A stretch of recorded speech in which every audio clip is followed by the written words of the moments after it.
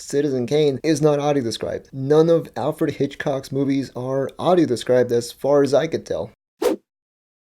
Hey folks, what's going on? Audio descriptions. They're awesome. Well, at least for me they are, because they've definitely changed the way I watch movies. I mean, especially the fact that a lot of them seem to be filmed in dark areas and locations, which makes it kind of hard for me to see when, well, the scene is dark. Now, if you don't know what audio descriptions are, they're basically a voiceover narration that describes all the visual elements for folks who are blind or visually impaired so they can follow along with the movie or show. And like I said, it's a great thing because it's made TV shows and movies so much more accessible. But there is one thing I've noticed, however, and that is the lack of audio descriptions for classic movies. And what I mean by classic, I'm referring to stuff maybe going from the 30s and 40s all the way to the 70s, maybe even early 80s. One day while going through Netflix, just adding movies to my list, I thought to myself, I should watch some of the movies that I watched in film school because I haven't seen them in a while. A lot of these classic movies I did enjoy and I wanted to just revisit them, but then I realized, wait a second, these are not audio described. So I proceeded to go to iTunes and search for those same movies and a few other random classic ones, and with the exception of 3 of them, the other ones didn't have audio descriptions. Then I finally went to the website for the Criterion. Man, I went to film school. I should know how to say this.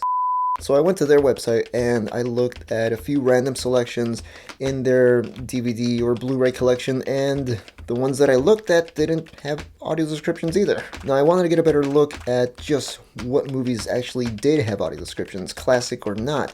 And I thought to myself, okay, well, there's got to be some website or something, some database that has a record of all this, and actually, there is one. It's called the Audio Description Project, and it's actually run and maintained by ACB, the American Council of the Blind. It has basically every single movie and TV show that's audio described, and it gets updated on a weekly basis, so it's very up to date. The other nice thing about the Audio Description Project's website is that all the movies and TV shows that are mentioned on that list, they also mention on what platform they're available on. Sometimes they may be available on Netflix or Amazon, and sometimes they may not be available for iTunes. So I really do recommend checking out that website, especially if you're wondering if a certain movie is described or not. Go check it out, and like I said, it gets updated constantly. So to test my little theory out about classic movies, I decided to go look at AFI's 100 Years, 100 Movies list. If you don't know what that is, the American Film Institute basically created a list of the 100 most influential American movies, so I thought, okay, I'll use this as a guide, as a reference, and see how many of these movies are on ACB's list. The good news is I did find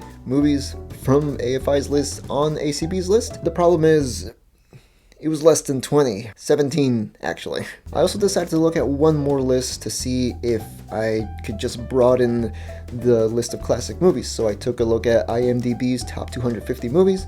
I know that changes all the time, so I was kind of at the mercy of whatever the date was that I looked at it. And I only ran into an additional 2 movies that were on ACB's audio described list. So you can clearly see, no pun intended, that this is kind of a problem. I really think classic movies should be audio described because, I mean, when you think about it, look how many modern TV shows and movies pay tribute to classic movies or just classic shows. If you're blind and visually impaired and have never seen any of what they're referring to, you're just gonna be clueless. Or let's say you've just taken up an interest in watching these movies and there's no way you can access them yourself because, well, they're not accessible. Even the number 1 movie on that list, Citizen Kane, is not audio described. None of Alfred Hitchcock's movies are audio described as far as I could tell. A lot of the movies from the Hollywood Golden Era, they are not audio described either. You have a few exceptions like The Wizard of Oz, Bringing Up Baby. Actually, that's an interesting one. I want to know why Bringing Up Baby is on the list. Now, with all this being said, there is a silver lining. Recently, Paramount, the movie studio, they mentioned that they would start audio describing some of their classic movies. This includes movies like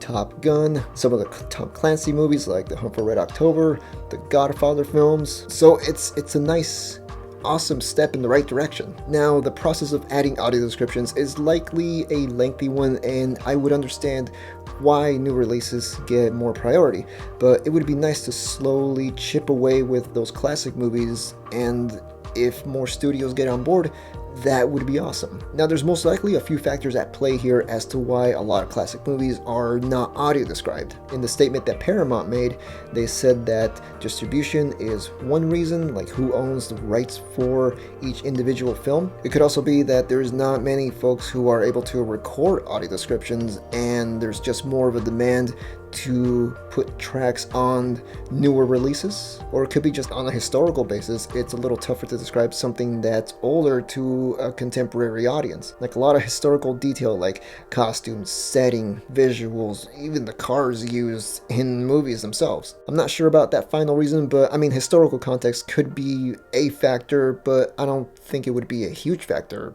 if you ask me. Something that was said in that article as well from Paramount, they also said that a lot of factors come into play. One of them happens to be demand from viewers. So what I mean is that they're looking at the popularity of a film, and this is basically driven by both requests from consumers as well as the clients, aka the streaming services themselves. And I think it's good that they're listening to folks who are willing to give them feedback. I really think accessibility is important, especially in things like entertainment, especially for those folks who can't see or hear well.